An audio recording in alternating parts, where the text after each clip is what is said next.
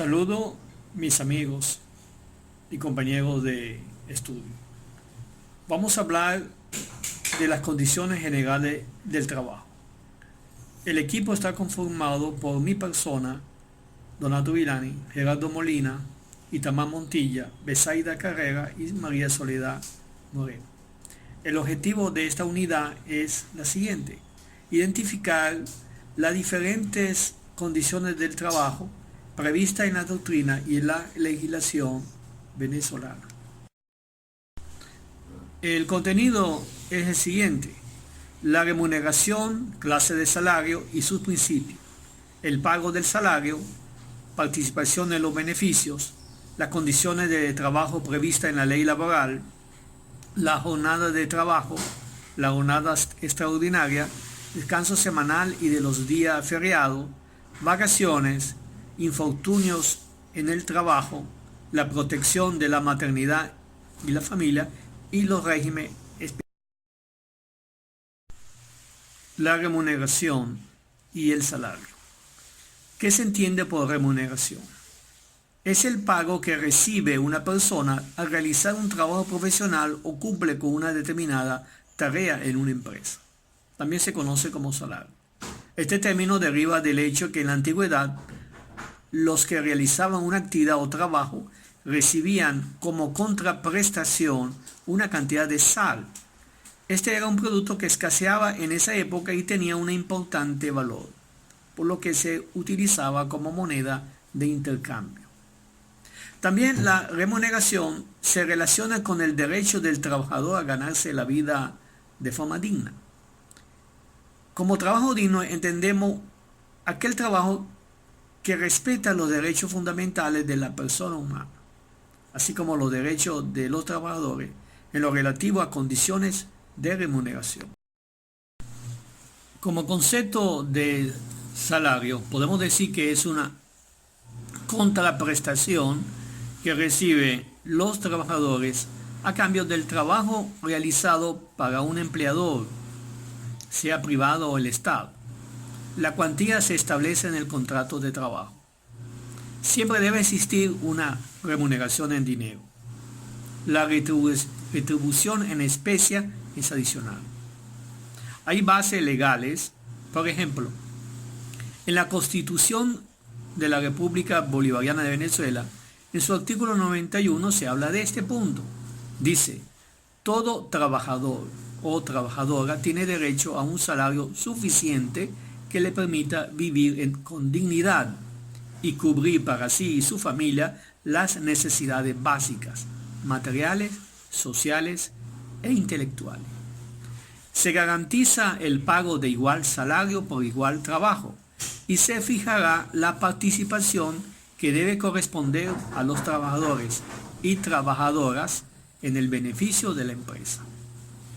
El salario es inembarcable y se pagará periódica y oportunamente en moneda del curso legal, salvo la excepción de la obligación alimentaria, de conformidad con la ley.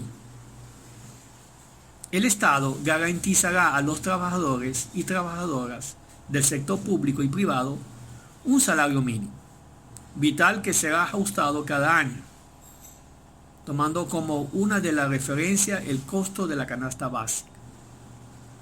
Por otro lado, en el artículo 104 de la Ley Orgánica del Trabajo, Trabajadores y Trabajadoras, se entiende por salario la remuneración, provecho o ventaja, cualquiera que fuera su denominación o método de cálculo, siempre que pueda evaluarse en moneda de curso legal, que corresponde al trabajador o trabajadora por la prestación de su servicio y, entre otros, comprende las comisiones, las primas, participación en los beneficios o utilidades, el bono vacacional, así como recargos por día feriado, hora extraordinaria o trabajo nocturno, alimentación y vivienda. Bien, ahorita hablaremos de los principios generales del salario, como la libre estipulación, la proporcionalidad, la libre disponibilidad, irrenunciabilidad, igualdad, suficiencia y productividad. Como pueden observar en la lámina, en cuanto a la suficiencia, el artículo 98 de la Ley Orgánica del Trabajo habla acerca de que todo trabajador o trabajadora tiene derecho a un salario suficiente para permitir vivir con dignidad y cubrir sus necesidades, la de él y la de su familia. En cuanto a la estipulación, el 99 habla que se estipulará libremente garantizando la justa distribución de la riqueza. En cuanto a la disponibilidad, el 101 menciona: los trabajadores y trabajadoras dispondrán libremente de su salario. Y en cuanto a la irrenunciabilidad, según el 103, el derecho al salario es irrenunciable y no puede cederse en todo o en parte, a título gratuito u oneroso, salvo a los hijos e hijas y al cónyuge o persona con quien tenga una unión estable de hecho el trabajador o trabajadora. Otro principio es el principio de continuidad, el principio de igualdad, proporcionalidad y productividad. En referencia al principio de igualdad, el artículo 109 lo explica: igual trabajo, igual salario. O sea, a trabajo igual desempeñado en un puesto de trabajo, jornada y condiciones de eficiencia también iguales, debe corresponderle un salario igual. Con respecto a la proporcionalidad, se le otorgará primas de carácter social por conceptos de antigüedad, asiduidad, responsabilidad, economía de materias primas y etcétera. Y el artículo 110 hace referencia a la productividad. Los aumentos de productividad de una entidad de trabajo y la mejora de la producción causarán una más alta remuneración para los trabajadores y las trabajadoras.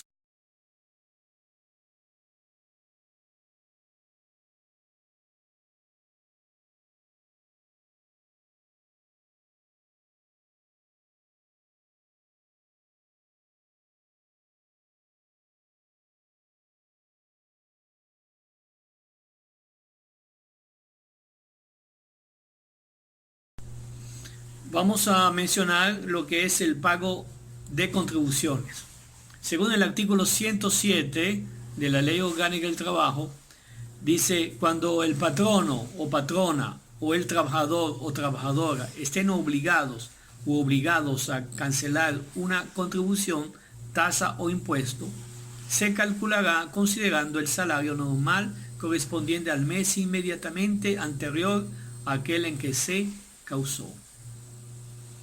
Y con respecto a la propina, el artículo 108 de la ley dice que en los locales en que se acostumbre cobrar al cliente por el servicio un porcentaje sobre el consumo, tal recargo se computará con el salario, en la proporción que corresponda a cada trabajador o trabajadora, de acuerdo con lo pactado, la costumbre o el uso.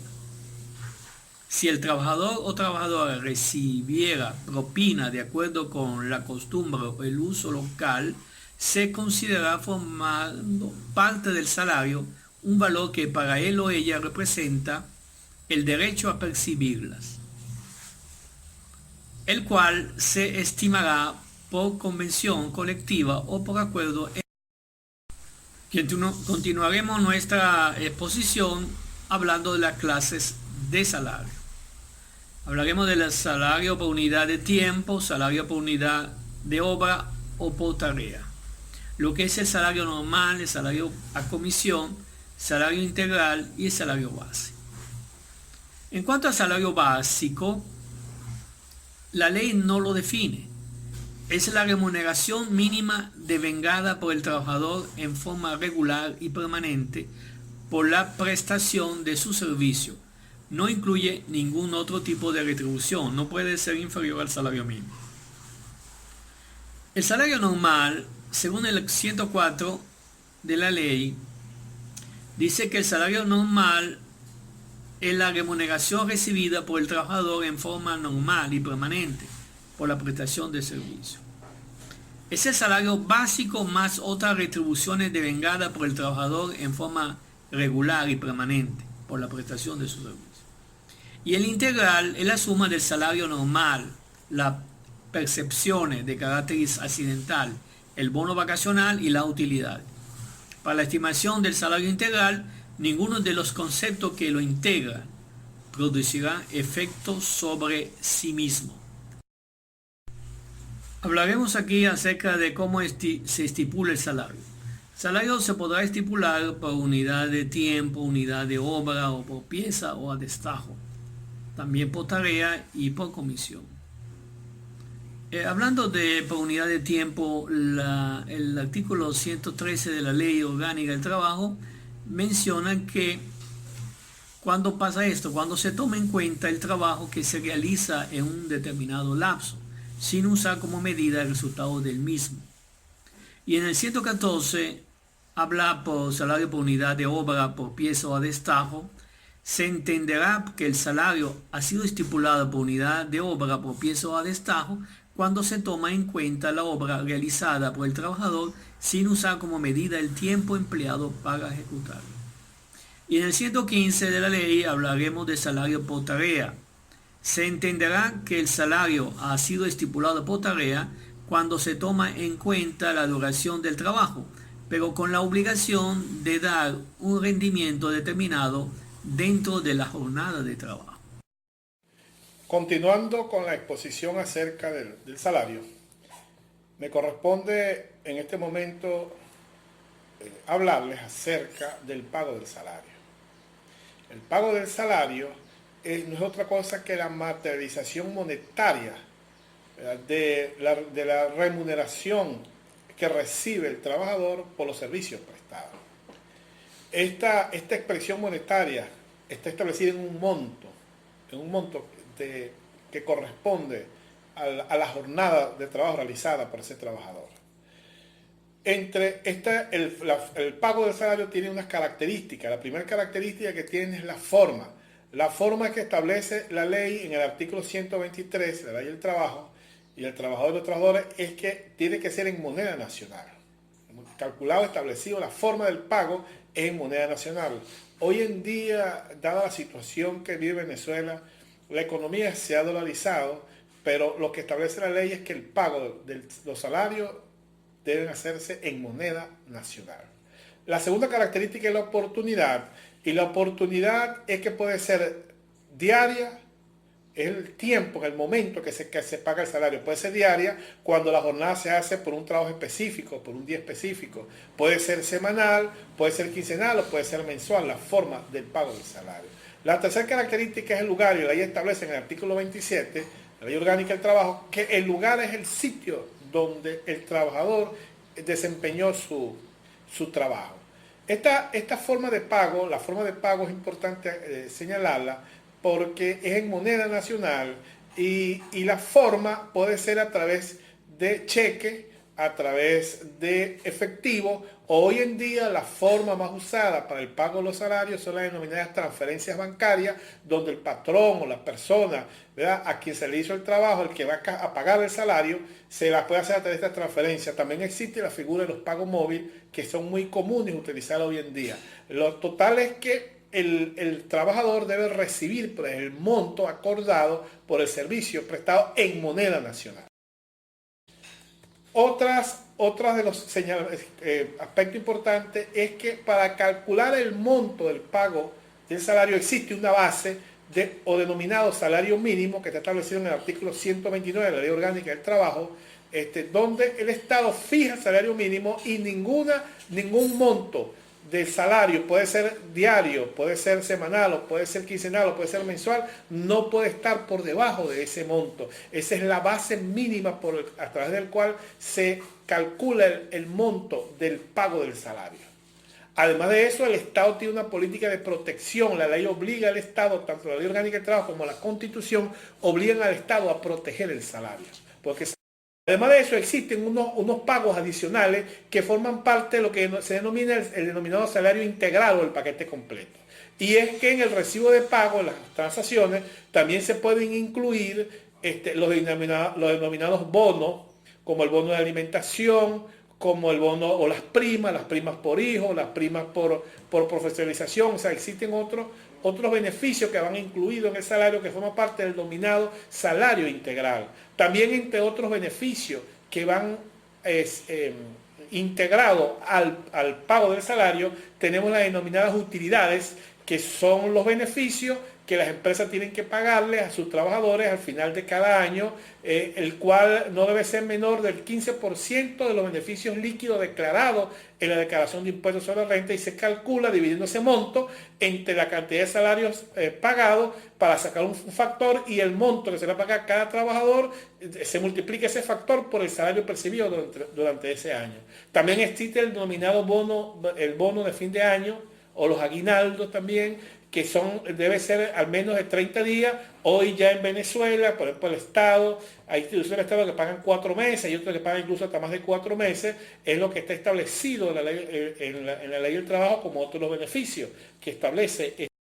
Otro de los beneficios son las denominadas prestaciones sociales que recibe el trabajador una vez culminada la relación de trabajo por la denominada jubilación, y este monto se calcula en base a la cantidad de años laborados por el último salario percibido.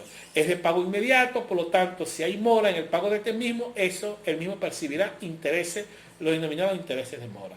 También encontramos los llamados anticipos de prestaciones sociales, que se hacen hasta un 75% en los casos siguientes: cuando para adquirir y reparar una vivienda, para la liberación de hipoteca, para las inversiones educativas y para la atención médica. Continuando con la exposición sobre las condiciones dignas del trabajo, me corresponde presentar a mí lo correspondiente a las condiciones de trabajo, las jornadas de trabajo y las horas extraordinarias. Comenzamos por establecer un concepto sobre lo que significan las condiciones de trabajo. Para ello tenemos lo siguiente: el término condiciones generales de trabajo tiene distintos significados. Desde el punto de vista general, podríamos decir, en cuanto a las relaciones desde el punto de vista ambientales, podemos decir que se puede concebir algunas ideas, sobre todo lo que corresponde a las condiciones físicas, a las condiciones medioambientales y a las condiciones de tipo organizativo. Con respecto a un concepto un poco más amplio, relativo al derecho, comprende todas las instituciones de derecho de trabajo que establecen las obligaciones de derechos que rigen la ejecución de un trabajo. O sea que se ven dos elementos claves aquí: lo que son las instituciones como tales, en este caso, por ejemplo, el salario, las remuneraciones, etc. Y por otra parte, no solamente las relaciones laborales significan las instituciones, sino también los derechos y las obligaciones que están implícitas en las relaciones laborales, que gozan los trabajadores y trabajadoras.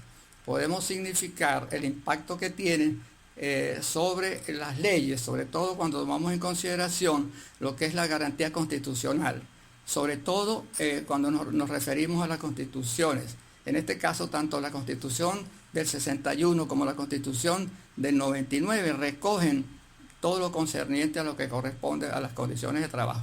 Específicamente en el artículo 89 de la Constitución Bolivariana de Venezuela, donde se dispone que la ley dispondrá lo necesario para mejorar las condiciones materiales, morales e intelectuales de los trabajadores y trabajadoras. Con respecto a lo que significa la jornada de trabajo diurna, no excederá de 8 horas diarias ni de 44 horas semanales, artículo 90 de la Constitución Bolivariana. La jornada de trabajo nocturna no excederá de 7 horas diarias ni de 35 semanales. Ningún patrono o patrona podrá obligar a los trabajadores o trabajadoras a laborar horas extraordinarias. Los trabajadores y trabajadoras tienen derecho al descanso semanal y vacaciones remuneradas. También, con respecto a la regulación de estos principios constitucionales, los encontramos en el artículo 156 de la LOT, y con respecto a lo que corresponde a la ley de lo que es la Ley Orgánica de Prevención, Condiciones y Medio Ambiente, la LOCSIMAT, en el artículo 59, que corresponde a lo que serían la condición mental y física, que asegura precisamente esta legislación para la protección de los trabajadores y específicamente también en cuanto a lo que es los niños, las niñas, adolescentes y los trabajadores con discapacidad. En cuanto al artículo 156, se establece lo siguiente. En cuanto al condicionamiento, se refiere más que todo al desarrollo físico, intelectual y moral, a la formación e intercambio de saberes en el proceso social del trabajo, o sea, el aprendizaje y la formación en el trabajo, el tiempo para el descanso y la recreación, el ambiente saludable de trabajo, o sea, condiciones que le aseguren al trabajador, ¿verdad?, salud mental, intelectual y física, la protección a la vida, la salud y la seguridad laboral, la prevención y las condiciones necesarias para evitar en toda forma de hostigamiento o acoso sexual y laboral. Este último aspecto está implícitamente expuesto más adelante en lo que serían las condiciones laborales en el caso de las mujeres.